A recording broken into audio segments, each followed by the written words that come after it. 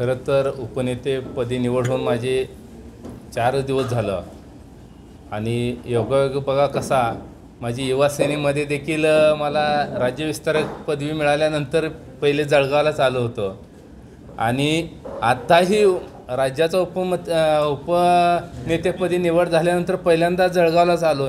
याचा अर्थ असा आहे की जळगावची घराणेशाही राजकारणातली सगळ्या दोन्ही तिन्ही मंत्र्यांची मोडून काढायची जबाबदारी माझ्यावर आहे का काय असं वाटायला लागलं।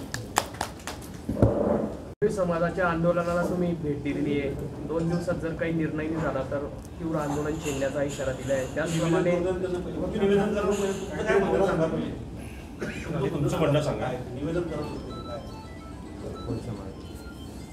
कोळी समाज बांधव आपला जवळपास 10-11 दिवस झालं उपोषणाला बसलाय।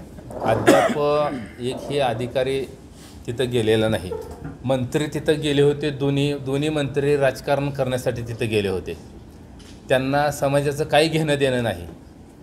त्या ठिकाणी उपोषणकर्त्याला भेटल्यानंतर जी मंत्री म्हणून त्यांची जी जबाबदारी होती, जी त्यांनी समाजासाठी बोलायला पाहिजे होतं, ती त्यांच्या बोलण्यातून दिसून आलं नाही। त्यांच्या बोलण्यातून मस्ती आणि गुरमी दिसून आली आणि ह्याच्यावरून लक्षात येतं इथल्या मंत्र्यांना आमदारांना कोळी समाजाला न्याय द्यायचा नाही, यांना फक्त खोटं बोलून कोळी समाज बांधवाला फसवायचं आहे। आणि आंदोलन आज 11 दिवस झालं अद्याप त्यांनी निर्णय दिला नाही, आम्हाला न्याय दिला नाही, म्हणून मी आंदोलनाला पाठिंबा देण्यासाठी इथं उपस्थित आहे। जर त्यांनी मागण्या मान्य नाही केल्या तर लाखोच्या संख्येने कोळी समाज जळगावात दाखल होतो। आता सरकार आम्हाला कशा पद्धतीने घेते माहीत नाही, पण कोळ्याची पोरं जर एकदा खवळले तर त्यांना कुणीच थांबवू शकणार नाही। ही सरकारला चांगलंच माहिती आहे। पोलीस यंत्रणेच्या माध्यमातून रिपोर्ट माहिती आहे चांगला की कोळ्याची पोरं काय करू शकतात। बघा, आम्ही आमच्या कायद्याप्रमाणे आमचा हक्क मागतोय, आम्ही कोणाच्या ताटातलं मागत नाही, आम्ही स्वतंत्र आरक्षण मागत नाही। मुळात ही लक्षात घ्या, पहिलं आम्ही स्वतंत्र मागत नाही, आमचं हक्काचं आहे, फक्त त्याच्यामध्ये सुलभ पद्धत करा। ह्यांनी जाणून बुजून जी जाचक अटी घातलेली आहे ती अटी सुलभ पद्धतीने करून आम्हाला जाती दाखल देण्यात यावी, ही आमची मुळात मागणी आहे। कारण आजच्या निर्णयामध्ये 2-3 वाजता त्यांची काय मीटिंग आहे, त्या मीटिंगमध्ये जर योग्य निर्णय नाही घेतला तर आम्ही नुसतं बोलत नाही, महाराष्ट्रात खरं एकाही मंत्र्याला फिरू देणार नाही, म्हणजे देणार नाही। ही भूमिका आता कोळी समाजाने घेतलेली आहे। जरांगे पाटलांनी जसं अल्टिमेटम दिलं सरकारला तसं तुम्ही देखील द्याल का? 100 आमच्या रक्तातच आहे, आमच्या रक्तातच ते आहे। नुसतं आम्ही अल्टिमेटम देत नाही, आम्ही करून दावणार। ही सरकार, या सरकारच्या विरोधात कोळी समाज आहे, मराठा समाज आहे, धनगर समाज आहे, लिंगायत आहे, माळी आहे, साळी आहे, वंजारी आहे, बंजारी आहे, 18 पगड 12 बोलतो बहुजनाचा अख्खा महाराष्ट्रातला जेवढ्या जाती आहेत तेवढ्या या सरकारच्या विरोधात आहे। ही सरकार ह्या राज्याच्या कामाचं नाही, ह्या महाराष्ट्राच्या हिताचं सरकार नाही। ही सरकार फक्त उद्योगपत्यांच्या हिताचं आहे, ही सरकार 2 नंबरवाल्यांच्या हिताचं आहे, ही सरकार भ्रष्टाचारांच्या हिताचं आहे, ही सरकार माफियांच्या हिताचं आहे, ही सरकार गुन्हेगारांच्या हिताचं आहे, ही सरकार महाराष्ट्रातल्या जनतेच्या हिताचं नाही।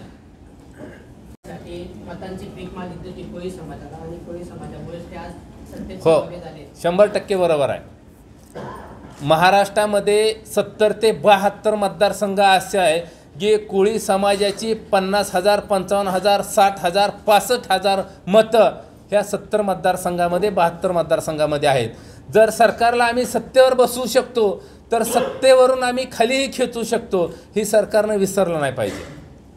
इथले तुम्ही थेट आरोप केलाय की इथले जिल्हाधिकारी असतील, प्रांताधिकारी असतील, हे मंत्र्यांचं ऐकून जातीचे प्रमाणपत्र देत नाही। यांना नेमकं जिल्हाधिकारी म्हणाव का? जिल्हाधिकारी आणि पोलीस अधीक्षक म्हणजे या जिल्ह्याचे प्रमुख मायबाप असतात। जर त्या जिल्हाधिकारी कार्यालयासमोर आमरण उपोषण चालू आहे या कोळी समाजाचं, रोज येता जाता तिथून जातो ती कलेक्टर, जिल्हाधिकारी, त्यांना दिसलं नाही, त्यांच्या डोळ्याला दिसलं नाही, त्यांच्या डोळ्याला काय वेगळं काय झालंय का? त्यांना दिसत नाही का कोळी समाजाचं आंदोलन? याचा अर्थ या मस्तिवान मंत्र्याशींचं ऐकून ही कलेक्टर चुकीच्या पद्धतीनं वागत आहे। गिरीश महाजनांनी भेट घेतली होती, मला गिरीश महाजनांना हात जोडून नम्रपणे विनंती करायची आहे, गिरीश भाऊ, आपण कोळी समाजाच्या आंदोलनामध्ये आला होता, काही आंदोलनकर्त्यांनी अनेक मला सांगितलं की तुम्ही कशा पद्धतीनं त्यांना दादागिरीची भाषा केली, दमाची भाषा केली. कृपया पहिल्यांदा मी सांगतोय की किमान महाराष्ट्रात कुळी समाजाच्या वाटेला जाऊ नका आणि त्यांच्याशी दादागिरीची भाषा करू नका. आरेरावीची भाषा कुळी समाजाच्याला करू नका. गिरीश भाऊ, तुमच्याच मतदारसंघामध्ये 40 ते 45 हजार कोळ्याची मतं आहेत, विसरून जाता कामा नये. आम्ही येता 2024ला तुम्ही ज्या पद्धतीनं कुळी समाजाशी बोललात त्याची परतफेड याच्यामधल्याशिवाय केल्याशिवाय आम्ही सोडणार नाही.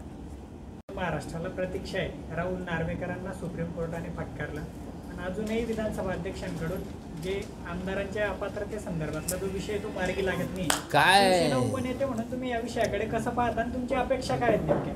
बघा, खरं तर त्यांनी कायद्याच्या चाकोरीत राहून आत्तापर्यंत निर्णय जाहीर करायला पाहिजे होता, परंतु सरकारच बेकायदेशीर आहे तर कायद्याने न्याय मागता कुणाला, हे सगळ्यात मोठा प्रश्न आहे.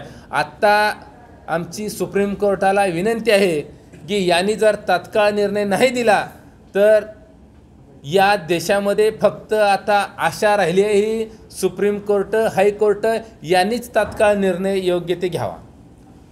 थोड्या वेळापूर्वी पत्रकार परिषद घेतली आणि त्यात असं सांगितलं की उद्धव ठाकरे हे मुख्यमंत्री असताना कंत्राटी भरतीचा जो प्रकार आहे तो त्यांच्या आदेशाच्या नुसार निघाला होता आणि त्या संदर्भातील त्यांनी GR वगैरे सुद्धा पत्रकार परिषद.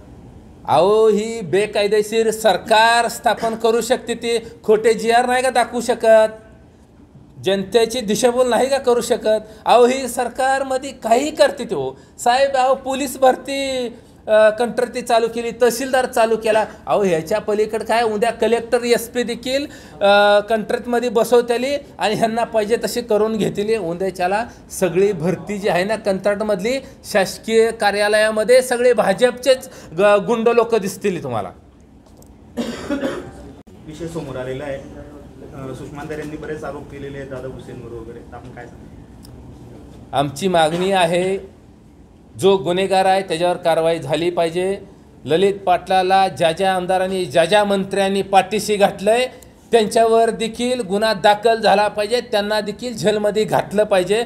जे त्यांना खातपाणी घालतंय ही देखील गुन्हेगार आहे. कायद्याप्रमाणे गुन्हेगाराला सहकार्य करणारा देखील गुन्हेगार होऊ शकतो. तर आमची मागणी आहे की यांच्या पाठीमागं कोण मोरके आहे, कोणचा मंत्री आहे, कोणचा आमदार आहे, त्यांच्यावर देखील तात्काळ कारवाई झाली पाहिजे. नाशिकमध्ये आहे तर त्यांनी सकाळचं वक्तव्य केलं, नशेबाजांमुळे ना फडणवीसांची मती गुंग झाली. संजय राऊतांचं वक्तव्य साहेब बरोबरच बोलते तो. संजय राऊत साहेब जे बोलतेत ना आर नाही तर पार एकदम परफेक्ट बोलते, ते काय चुकीच बोलत. ज्यावेळेस तुम्ही जळला त्यावेळेस तुमच्यावर आक्षेपार्ह वक्तव्य केल्याप्रकरणी गुन्हा दाखल झाला होता. ज्यावेळेस तुम्हाला जामीन मिळाला त्या गुन्ह्यामध्ये तुम्ही धरणगावमध्ये तुमची मोटरसायकल रॅली पण निघाली होती. त्या ठिकाणी तुम्ही जळगाव ग्रामीणमधून उमेदवारीची घोषणा केली होती. आता शिवसेनेचं उपनेतेपद मिळाले, काही मोर्चे बांधणी आहे? ऐका घे, मुळामध्ये माझ्यावर बेकायदेशीररित्या गुन्हा दाखल केला होता. ज्या सरकारमध्ये बसलेले इथले मंत्री गुलाबराव पाटील साहेब, गुलाबराव पाटलांना दास्ती भरली होती शरद कोळीची. जी तुम्ही सत्तेची मस्ती आणि माज आल्यानंतर आपण बेकायदेशीररित्या माझ्यावर गुन्हा दाखल केला. तुम्ही 40-50 वेळा इथल्या जिल्हाधिकाऱ्यांना, इथल्या SP-ना फोन करून माझ्यावर खोटा गुन्हा दाखल केला. त्याची परतफेड धरणगाव मतदारसंघातली आणि समस्त जळगाव जिल्ह्यातली कोळी समाज 2024ला तुमची राजकारणात माती केल्याशिवाय सोडणार नाहीत. तुमची एजा मुदला सगट तुम्हाला परतफेड करणार, त्याची चिंता नाही. तुम्ही उमेदवारी करणार आहेत का पण जळगाव ग्रामीणमध्ये? आता उमेदवारीचा विषय पक्षप्रमुख जे घेतील ते अंतिम निर्णय राहील. त्यावेळेस घोषणा केली होती ना की गुलाबराव पाटलांचा काय झालंय, आता मी एवढ्या मोठ्या पदावर आहे त्याच्यामुळं गुलाबराव सारख्या छोट्याशा माणसाच्या विरोधात मी उभा राहणं आता मला शोभणार नाही. त्याच्यासाठी ही खंत आहे. कोणी तुम आगे बढ़ो, हम तुम्हारे साथ, कोणी तुम आगे बढ़ो, हम तुम्हारे साथ. गुलाबरावांना गाडण्यासाठी आम्ही गुलाबराव वाघ तयार ठेवलेला आहे. त्याच्यामुळं माझ्यासारख्या हत्तीच्या ताकदीची गरज त्या गुलाबरावांना नाही. आम्ही अशा लोकांना आता पालापाचोळा म्हणून बघतोय. गुलाबराव वाघांचं नाव तुम्ही पुढे करता म्हणजे जळगाव ग्रामीण मधून शिवसेना ठाकरे गटाचा उमेदवार गुलाबराव वाघ असतील का? आता गुलाबराव वाघ त्यांना पाक त्यांची चारी मुंड्या चित करायला लागले ते. त्याच्यामुळं आम्ही पक्षाकडे मागणी करतोय वरिष्ठांकडे की गुलाबराव पाटील एकदम योग्य आहे आणि त्याला बसवा त्यांच्या खांद्यावरती वागला. देव आणि फरांदे यांनी म्हटलं की संजय राऊतांनी जे वक्तव्य केलं आहे त्यांची नार्को टेस्ट केली पाहिजे. काय साहेब, या मुळामध्ये या सरकारची नार्को टेस्ट करा, या गद्दारांची नार्को टेस्ट करा आणि त्या आमदारांची नार्को टेस्ट करा. नेमकं ती स्वतः बोलतोय का, त्याला कोणी स्क्रिप्ट लिहून दिली का? यांची नार्को टेस्ट, यांच्या बोलण्यात काही दम राहिलेला नाही. याचा अर्थ की एक सरकार म्हणतं की संजय राऊतांना बोलण्यासाठी पुढे ढकल आहे, तसं तुम्ही पण त्यांना हे म्हणताय की त्यांच्या वतीने कोणी दुसरं बोलतंय असं काही? काय झालंय, ह्यांचं ऐकायचं बंद झालेलं आहे. भाजप आणि मिंदे शिंदे गद्दार गटायचं मार्केट नाही राहिलेलं. यांचं महाराष्ट्राचं मार्केट या सरकारचं उद्ध्वस्त झालेलं आहे. त्याच्यामुळं यांनी आता भाडोतरी माणसं, भाडोतरी गुंड अशा पद्धतीने बोलण्यासाठी कामाला ठेवलेत. त्याच प्रकरणामध्ये ललित पाटील तिथून फरार झाल्यानंतर त्या ठिकाणी पोलिसांचा पण काही कर्मचाऱ्यांचा समावेश होता, आरोग्य यंत्रणांचा पण समावेश होता असं पोलिसांच्या चौकशीत समोर आलंय.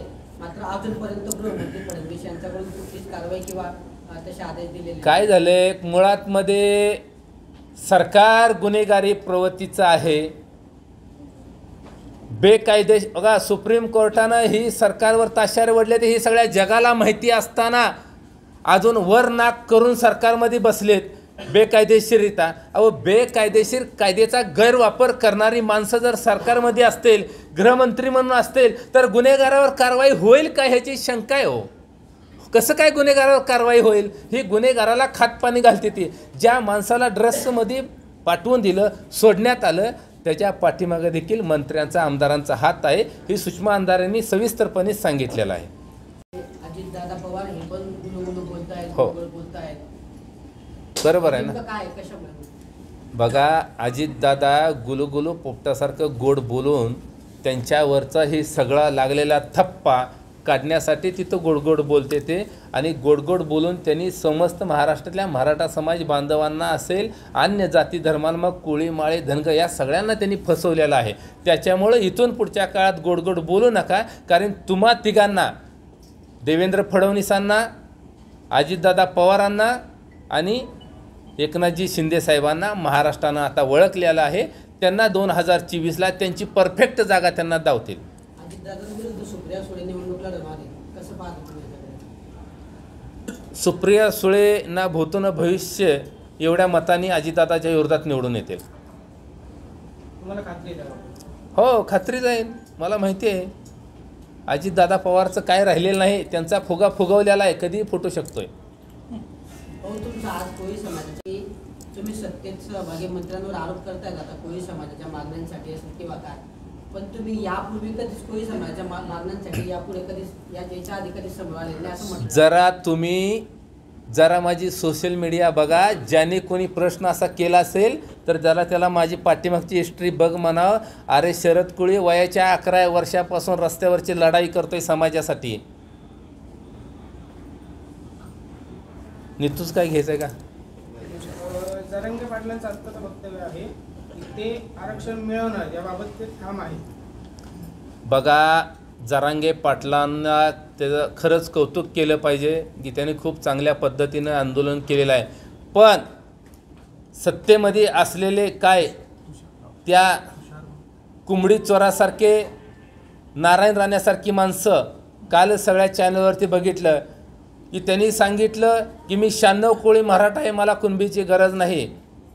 मग मला सांगा, त्या नारायण राण्यांना माझा प्रश्न आहे, राणे साहेब, आपण एवढ्या दिवस झालं तुम्ही डोंबाराच्या फडात नाचत होता काय? एवढ्या दिवस झालं आपण मराठा समाज बांधवांच्या आंदोलनामध्ये सामील होत होता. तुम्ही मोठमोठ्या तुमचं पोरगं ती कुंबडी चिरपाट नितेश राणे घोषणा देत होता. ती अनेक आंदोलनामध्ये मुंबईमध्ये मोर्चा काढला, अनेक जिल्ह्यात मोर्चा काढला. त्यावेळी मग मला असा प्रश्न आहे आणि अनेक जनतेला प्रश्न आहे, तुम्ही 96 कोळी मराठा आणि तुमचं पोरगं, तुम्ही जन्माला घातलेलं पोरगं नितेश राणे, हे कुणबी मराठा कसा काय? मग नेमकं ह्याच्यातली तफावत काय? तुमचं पोरग कुणबी मराठा म्हणून आंदोलनं करतोय आणि तुम्ही म्हणताय मी 96 कोळी मराठा आहे. याच्यामधला काय नेमका प्रकार आहे? आता ह्यांनीच सांगितलं पाहिजे. अशी जर माणसं आपले जरांगे पाटलाचं आंदोलन मोडून काढण्यासाठी सुपारी घेतलेली आहे ह्या माणसाने, या नारायण राणेनं, नितेश राणेंनी सुपारी घेतलेली आहे की मराठा समाजाचं आंदोलन मोडून काढायचं.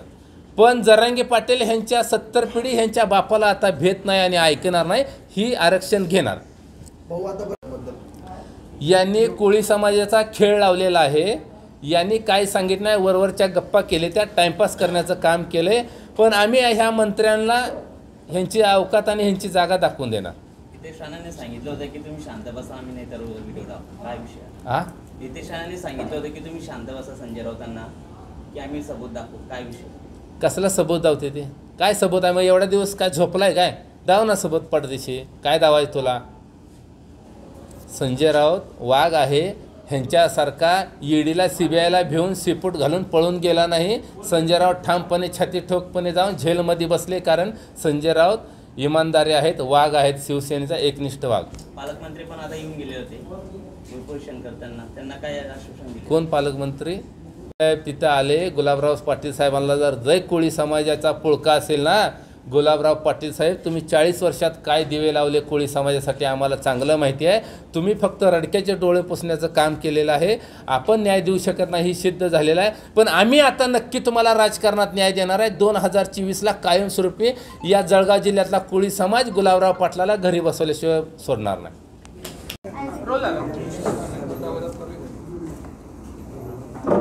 कोळी समाज बांधवांना 2 दिवसामध्ये सरकारनं नाही जर न्याय दिला तर आम्ही कोळी समाज बांधवांचे नेतृत्व करणारे शिष्टमंडळ शिवसेना पक्षप्रमुख माननीय उद्धव साहेबांना भेटून समस्त महाराष्ट्रातली परिस्थिती साहेबांच्या लक्षात आणून देऊन वेळ प्रसंगी शिवसेना कोळी समाजाच्या पाठीमागं ठामपणे उभे राहून शिवसेना कोळी समाजाच्या लढ्यामध्ये रस्त्यावर उतरवायचं काम आम्ही उद्धव साहेबांच्या माध्यमातून केल्याशिवाय सोडणार नाही. हिवाळी अधिवेशन होऊ देणार नाही असा इशारा दिला आहे तुम्ही. हिवाळी अधिवेशन बंद पडणार होऊ देणार नाही. हिवाळी अधिवेशनामध्ये मंत्र्यांना पाय ठेवू देणार नाही. एवढी ताकद कोळी समाजाची मुंबईमध्ये दिसेल तुम्हाला. कार्तिकी एकादशीला देखील आपण पूजा होऊ देणार नाही. पंढरपुरात 10 लाखांपेक्षा अधिक लोक जमणार. कार्तिकी एकादशीला देखील उपमुख्यमंत्र्याला बंदी घालणार आहात आम्ही पंढरपूरच्या आजूबाजूला देखील त्यांना कुठं पाय ठेवू देणार नाही. एक तर कार्तिकी एकादशीची पूजा होय, नाहीतर महाराष्ट्रातल्या कोळी समाज बांधवांचं सुलभ पद्धतीने दाखले मिळतील. Hello guys, please like, comment and subscribe our channel.